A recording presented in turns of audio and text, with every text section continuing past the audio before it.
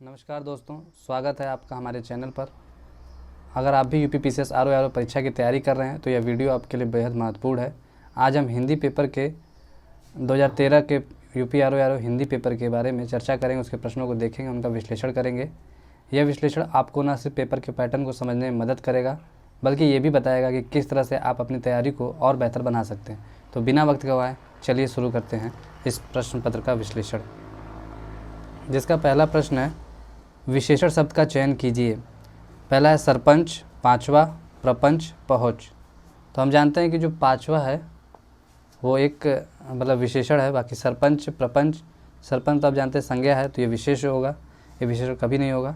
ठीक है, तो पांचवा जो हमारा वो है विशेषण और ये हमारा क्रमवाचक विशेषण। ठीक है, पहला, दूसरा, तीसरा, चौथा, पांचवा, इस तरह से हमें क्रम जो होते हैं उनको हम क्रमवाचक विशेषण में रखते हैं।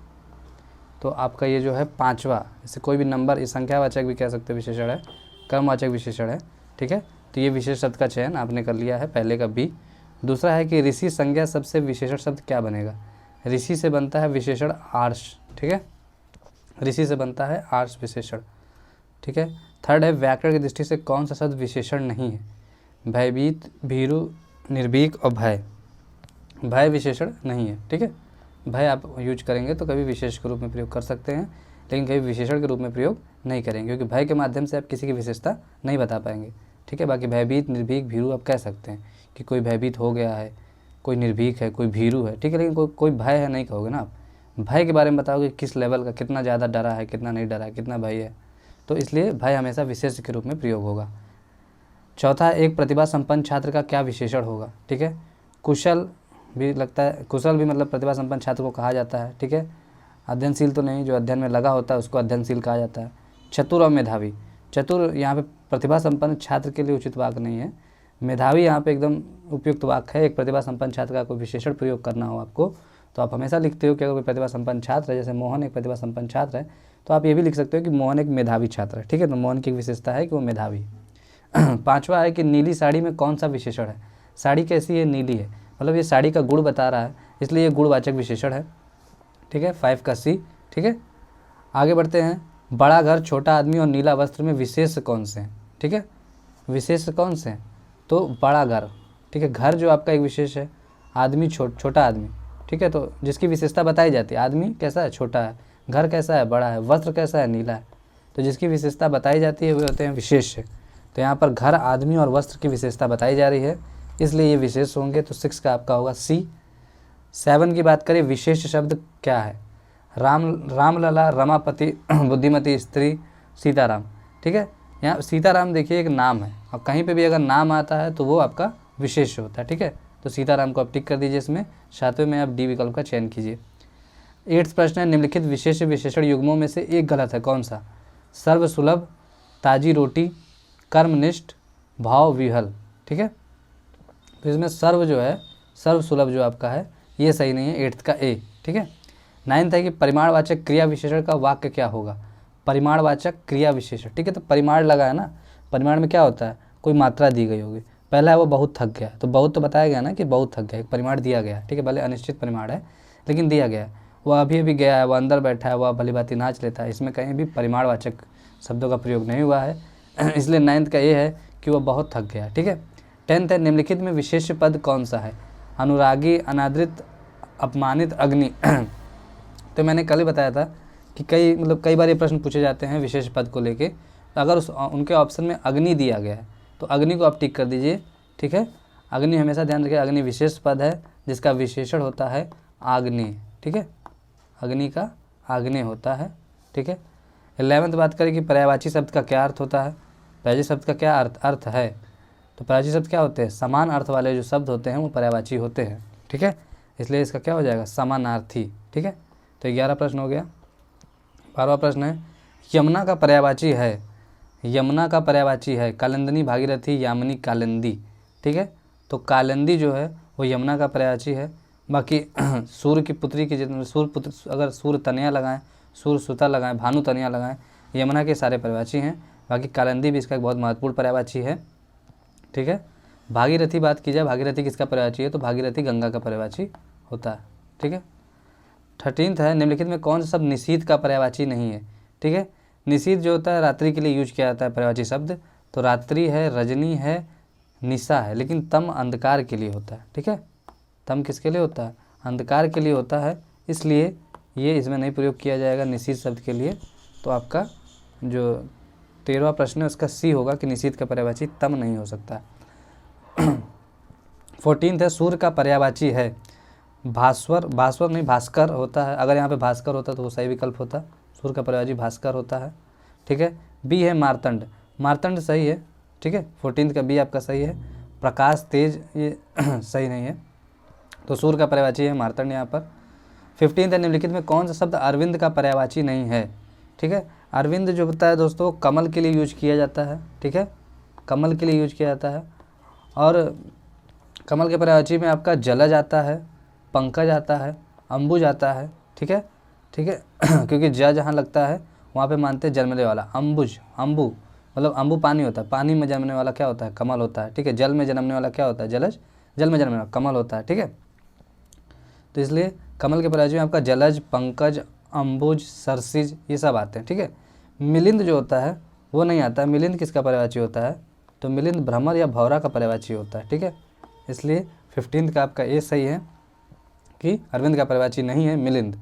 16th है, बिजली शब्द का पर्याय नहीं है। दामिनी है, चंचला है, तड़ित है, वितुंडा नहीं है। ठीक है, वितुंडा जो होता है वो हाथी का पर्यायवाची होता है, वितुंडा हाथी का पर्यायवाची होता है। बाकी दामिनी, चंचला, तड़ित ये सब बिजली के पर्यायवाची होते हैं। प्राची का पर्यायवाची शब्द क्या होता है प्राची का जो यूज किया जाता है वो पूर्व दिशा को बताने के लिए किया जाता है। हम विलोम में पढ़ चुके हैं कि प्राची का विलोम क्या होता है, प्रतीची, प्राची का प्रतीची। ठीक है, तो पूर्व दिशा होती है प्राची और प्रतीची होती है आपकी पश्चिम दिशा। ठीक है, प्रतीची आपकी पश्चिम दिशा होती है।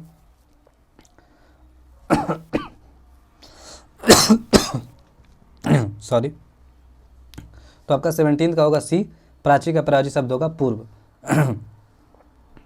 तरंग शब्द का पर्यायवाची क्या है, पुष्कर, कूल, जल्दी, उर्मी।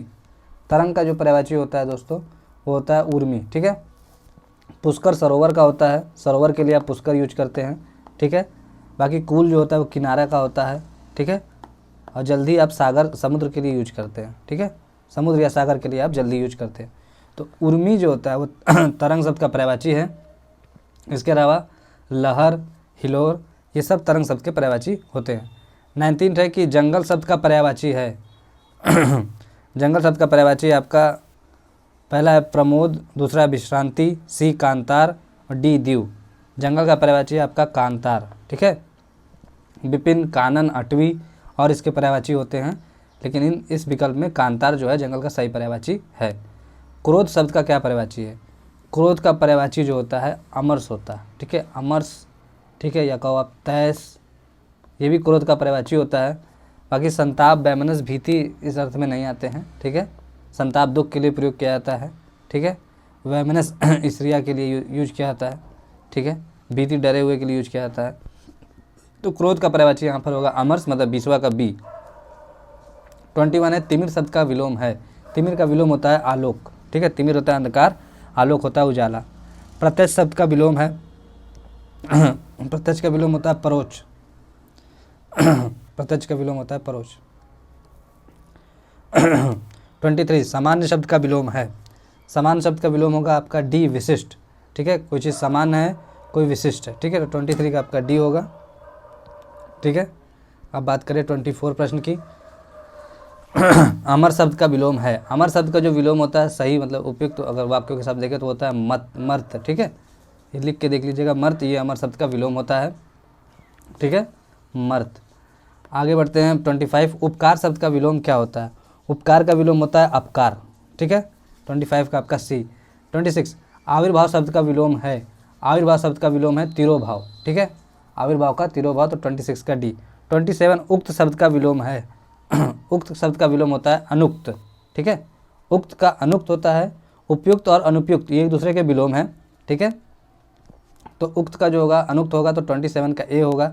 निर्दय शब्द का विलोम है। निर्दय का होता है सदय, तो 28 का सी आपका सदय। 29 उन्मीलन शब्द का विलोम है, उन्मीलन शब्द का विलोम है आपका निमीलन, ठीक है, निमीलन जो है आपका उन्मीलन शब्द का विलोम है। 30वां प्रश्न है उत्कर्ष शब्द का विलोम है, उत्कर्ष का होता है अपकर्ष, ठीक है, आकर्ष नहीं होता है, आकर्ष नहीं होता, उत्कर्ष का होता है अपकर्ष। तो 30 का आपका हो गया सी। 31 की बात करें कौन सा वाक्य शुद्ध है, पहला है ये आँखों से देखी घटना है, आँखों देखी घटना है। कभी भी जब आँखों आप लगा चुके हैं तो आँखों का तो प्रयोग ही देखना है ना, तो इसमें से या द्वारा लगाने की कोई आवश्यकता नहीं है। आपका जो वी है, बी विकल्प है, आँखों देखी घटना है, यही सही है। आगे 31 का बी सही है। 32 कौन सा वाक्य शुद्ध है, आइंस्टीन के पास विलक्षण बुद्धि थी, आइंस्टीन के पास विचित्र बुद्धि थी, आइंस्टीन के पास अलौकिक बुद्धि थी, आइंस्टीन के पास दैवी बुद्धि थी, ठीक है। तो दैवी अलौकिक तो हो गया, ये थोड़ा सा कह सकते हैं मतलब ऐसी बातें होने लगी जिनका कोई मतलब यथार्थ नहीं लगती हैं ये, ठीक है। तो ये सही बातें नहीं हैं, ठीक है। कि आप अलौकिक है मतलब लोक से परे उसके पास बुद्धि थी, ऐसा नहीं था, आइंस्टीन के पास लोक से परे बुद्धि नहीं थी, इसी लोक की थी और कोई देवताई बुद्धि नहीं थी, ठीक है। तो ये दोनों सब सही नहीं है। ए और बी की बात करें, आइंस्टीन के पास विलक्षण बुद्धि थी या विचित्र बुद्धि थी, तो आइंस्टीन के पास कैसी विलक्षण बुद्धि थी ना, विचित्र बुद्धि नहीं थी, विलक्षण, ठीक है। कौन सा वाक्य शुद्ध है आपका 33वां प्रश्न है शरतकालीन दिनों में चंद्रमा की शोभा देखने योग्य होती है, शरतकाल के दिनों में चंद्रमा की शोभा देखने योग्य होती है, शरतकाल में चंद्रमा की शोभा देखने योग्य होती है, शरतकाल के दिनों में चंद्रमा की शोभा देखने योग्य होती है। ऐसे सेंटेंस अगर आपने पढ़े होंगे कभी तो ध्यान दीजिएगा, कभी भी काल के बाद दिनों का प्रयोग नहीं किया जाता है, ठीक है। तो शरतकाल के दिनों में नहीं, आप बोलिए सिर्फ शरतकाल में चंद्रमा की शोभा देखने योग्य होती है, तो इस वाक्य का अर्थ निकल रहा है, तो दिनों लगाने की कोई आवश्यकता नहीं होती है, इसलिए आपके ए बी डी सही नहीं है, आपका सी सही है जिसमें दिनों का प्रयोग नहीं किया गया, ठीक है। 33 प्रश्न आपका हो गया। अब बात करते हैं 34 प्रश्न पे, कौन सा वाक्य शुद्ध है। तो इसके में सही वाक्य होगा आपके लिए, इसमें ये जानना जरूरी है कि दूध जो है पुल्लिंग है या स्त्रीलिंग, तो उससे आपके लगाना आसान हो जाएगा। दूध और दूध से बने जितने पदार्थ होते हैं, ठीक है, दूध और दूध से बने पदार्थ जो होते हैं जितने भी, वो सब पुल्लिंग में आते हैं, ये ध्यान रखिएगा। और इसी से आपका सॉल्व हो जाता है। दूध से दही भी बनता है, तो दही क्या होगा, दही खट्टा होगा, ठीक है, दही खट्टा है। 34 का बी। 35 कौन सा वाक्य शुद्ध है, सुरेश को एक पाती लिखनी है, सुरेश ने एक पाती लिखनी है, पाती का प्रयोग तो आप शुद्ध वाक्य में करोगे नहीं, ठीक है, तो ए बी तो आपका सही नहीं है। सुरेश के लिए एक पत्र लिखनी है, सुरेश के लिए एक पत्र लिखना है, तो डी आपका सही है, सुरेश के लिए एक पत्र लिखना है। 36 में है कि अशुद्ध वर्तनी वाला शब्द कौन सा है, पहला है प्रज्वलित, समुज्वल, उज्ज्वल, समुज्वल, ठीक है। समुज्वल में दो आधे जा होते हैं, एक आधा जा नहीं होता है, इसलिए आपका डी गलत है। बाकी ए और सी बिल्कुल सही लिखे हैं कि उज्ज्वल में 2 आधे जा फिर वाला, ठीक है, तो इस तरह समुज्वल में 2 आधे जा होते हैं, ठीक है। डी में वैसा नहीं है, इसलिए 36 का आपका डी है जो अशुद्ध वर्तनी का शब्द है। 37 अशुद्ध वर्तनी वाला शब्द कौन सा है यहाँ पर, पारलौकिक, निश्चेष्ट, दुर्धर्ष, आशीर्वाद।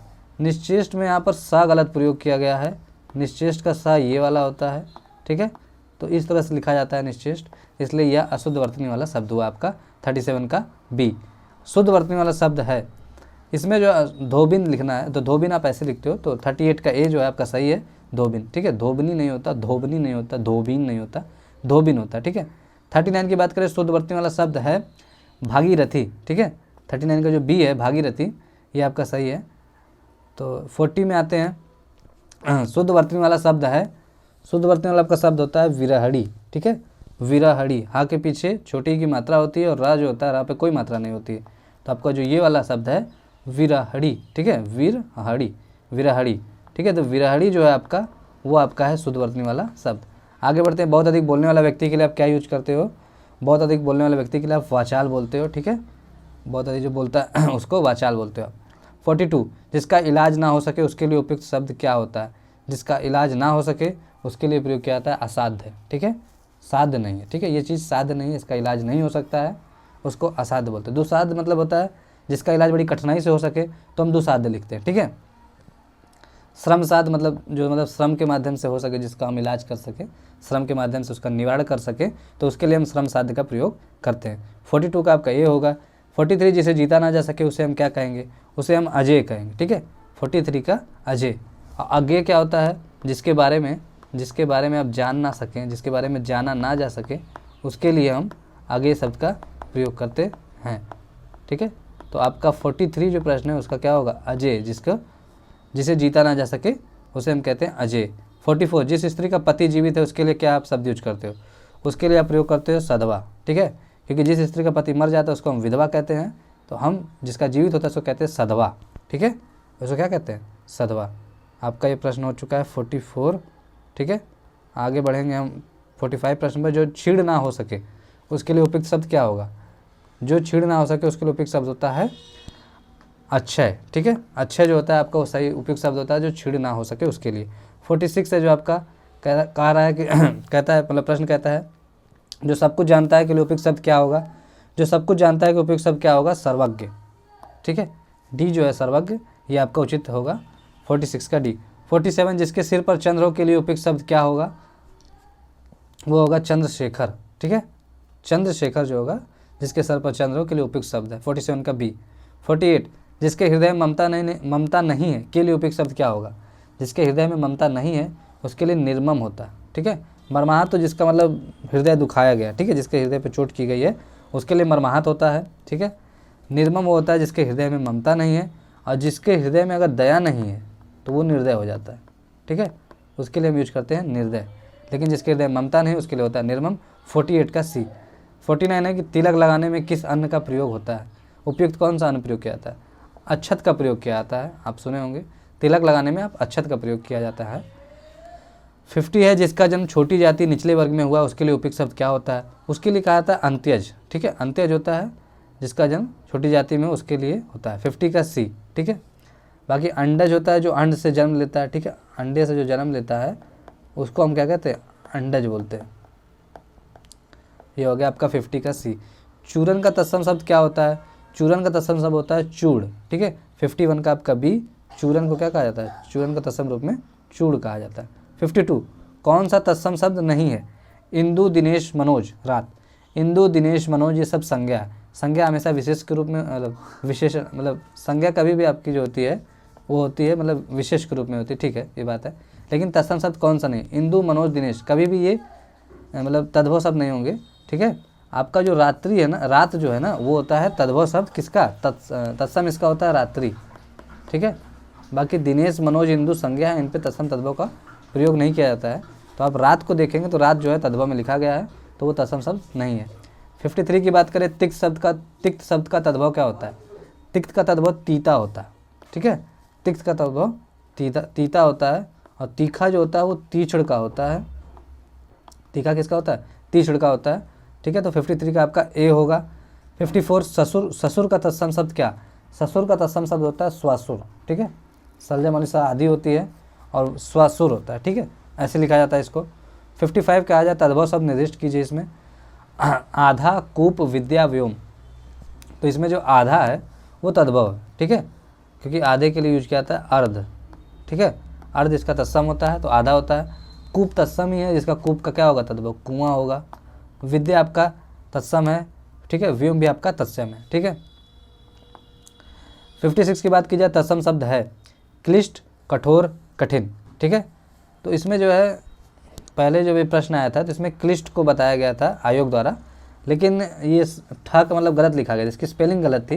क्लिष्ट ऐसे लिखा जाता, क्लिष्ट ऐसे लिखा जाता तो ये सही हो जाता। ठीक है, लेकिन बाद में माननीय उच्च न्यायालय के हस्तक्षेप के बाद बताया गया कठोर, कठिन जो दोनों है ये दोनों तत्सम शब्द है। ठीक है, बी एंड सी, क्योंकि ये उपयुक्त वाक्य नहीं है इसको लिए हम इसको तत्सम नहीं कहेंगे इसमें। सॉरी, तो 56 का बी और सी दोनों होता है। 57 होता है धीट शब्द का तत्सम क्या होता है? धीट शब्द का तत्सम होता है आपका दृष्ट। ठीक है, धीट का तत्सम होता है दृष्ट। 58 की बात करें, तत्सम शब्द का चयन कीजिए। शेर, बबर शेर, व्याघ्र और बाघ। व्याघ्र जो है ये तत्सम होता है जिसका तद्भव होता है बाघ। ठीक है, 58 का सी। 59 माँ शब्द का तत्सम है, माँ शब्द का तत्सम माता होगा। ठीक है, 59 का ए। 60 तद्भव शब्द है मानव, मनई, मनुष्य, मानो। मनई जो है वो तद्भव है। ठीक है, जो है मानव का, मानव तत्सम है, मनई उसका तद्भव है। ठीक है, और मनुष्य का जो होता है, मनुष्य तद्भव होता है किसका? मानुष का। ठीक है, मानुष का मनुष्य होता है। ठीक है, तो 60 प्रश्न हो गए। तो यहाँ पर RO 2013 का पेपर हो चुका है हमारा। इस तरह से हम पेपरों का विश्लेषण करते आ रहे हैं, और हम यही देख रहे हैं कि कई प्रश्न जो है बार बार रिपीट आते हैं। ठीक है, तो इन पेपरों को करने से हमें पेपर के बारे में पता भी चलता है कि किस तरह से प्रश्न आते हैं, और कुछ रिपीटेड क्वेश्चन मिलने से हमें अंकों में फ़ायदा भी हो सकता है। ठीक है, तो इसी तरह से हमारे वीडियोज़ को देखते रहें। दोस्तों मैं ये कहना चाहूँगा, तैयारी सिर्फ किताबों तक ही सीमित नहीं है हमारी, ये आपके आत्मविश्वास और मेहनत से ज़्यादा जुड़ी है। ठीक है, किताबें एक सीमा तक आपको ले जाएंगी, लेकिन आपका आत्मविश्वास और आपकी मेहनत इसे काफ़ी मतलब 4 चाँद लगा देंगे इस पर। अगर आप खुद पर विश्वास रख रहे हैं तो कोई परीक्षा आपके रास्ते में नहीं आएगी। ठीक है, तो इसी तरह से मेहनत करते रहें और सपने देखें अच्छे, लेकिन सोते वक्त ज़्यादा सपने देने की आवश्यकता नहीं है। ठीक है, सपने वही हैं जो हमें सोने ना दें। ठीक है, तो ऐसे सपने बनाए रखिए अपने। ठीक है, जो लोग खुद पर विश्वास करते हैं वो किसी मुश्किल को आसान बना सकते हैं। ठीक है, तो दोस्तों इस वीडियो को देखने के लिए धन्यवाद। अगर आपको ये वीडियो पसंद आया हो तो लाइक और शेयर ज़रूर करें, और अगर आपने अभी तक चैनल को सब्सक्राइब नहीं किया है तो जल्दी से कर दीजिए। आपकी मेहनत ही आपकी सफलता का रास्ता दिखाएगी। ठीक है, आपकी मेहनत, आपका समर्पण और आपका विश्वास ही आपको सफलता दिलाएगा। चलते रहिए, सफलता आपके कदम चूम